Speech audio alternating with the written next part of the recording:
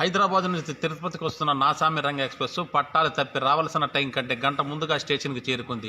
ఇది గమనించిన రైల్వే శాఖ మంత్రి ఓబులేసు మాట్లాడుతూ తప్పంతా రైలుది కాదని పట్టాలు మొత్తం పీకించేశారు. నిన్న ఢిల్లీలో జరిగిన ముఖ్యమంత్రుల క్రీడా పోటీల్లో ఎవరి గ్రీన్ హీరో కుమారి జయలలిత హై జంపులో ప్రథమ స్థానం కైవసం చేసుకున్నారు.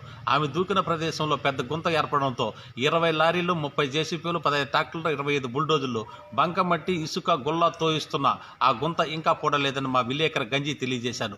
నిన్న అసెంబ్లీలో మంచినీళ్ళ, మెగ్డాల్ బ్రాందియా, మజ్జిగ అన్న అంశంపై చర్చాగోష్ఠి జరిగింది. దీనితో ఇరుపక్షాల నాయకులు చొక్కాయలు, చెడ్డీలు చింపుకొని రోడ్డు మీద దిగంబరంగా పడ్డారు. దీనితో అసెంబ్లీ స్పీకర్ ఏనుగుల బక్కయ్య 500 సంవత్సరాల పాటు అసెంబ్లీని రద్దు చేశాడు. అలియాస్ ఎల్లయ్య ఇతను ఎలుకల మీద పరిశోధన చేశాడు.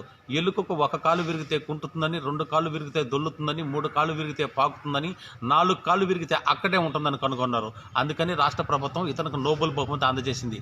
10వ తరగతిలో విద్యార్థులు ఫెయిల్ అయినందుకు బాధపడిన అవసరం లేదని, మరియు ఆత్మహత్యలు చేసుకోకూడదని, 10వ తరగతిలో 3 సబ్జెక్టులు పాస్ అయితే మిగిలిన 3 సబ్జెక్టులు ఫ్రీగా పాస్ చేయమని విద్యాశాఖ మంత్రి సోంబేరి శాంబశివయ్య ఒక విద్యా ప్రకటనలో నొక్కి వక్కాయించారు.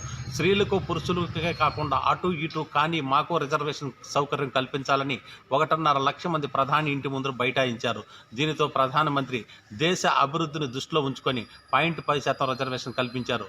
నిన్న రాజమండ్రి సెంట్రల్ జైలు నుంచి 25 మంది ఏఎస్ఏలు, 15 మంది డిఎస్పీలు, 30 మంది మహిళా పోలీసులు, 40 మంది హోంగార్డులు పారిపోయినారు. ఇది తెలుసుకున్న ఎస్పీ కొండయ్య ఉట్టిన రాజమండ్రి సెంట్రల్ జైలు చేరుకొని పారిపోయిన పోలీసులను ఖైదీలే పట్టి తెచ్చుకోవాలని 1750 మందిని విడుదల చేశారు. వాతావరణం పగల చీకటిగాను, రాత్రి వెలుతురుగాను ఉంటుంది. పెద్ద ప్రమాదం లేదు.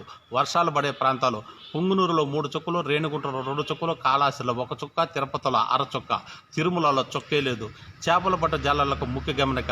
చేపల పట్టు జాలల్లో సముద్రం లోతులోకి వెళ్ళి చేపలు పట్టుకోవచ్చు. ఎందుకంటే తిమ్మింగలాలు మీకోసం నోర్లు తెరుచుకొని ఎదురు చూస్తున్నాయి. ఇప్పుడే అందిన వార్త. గాంధీ రోడ్డుపై వెళ్తున్న సైకిలిస్ట్ చెంగయ్య ఎదురుగా వస్తున్న బుల్డోజర్ ఢీకొనడంతో బుల్డోజర్ నుజ్జునుజ్జయింది.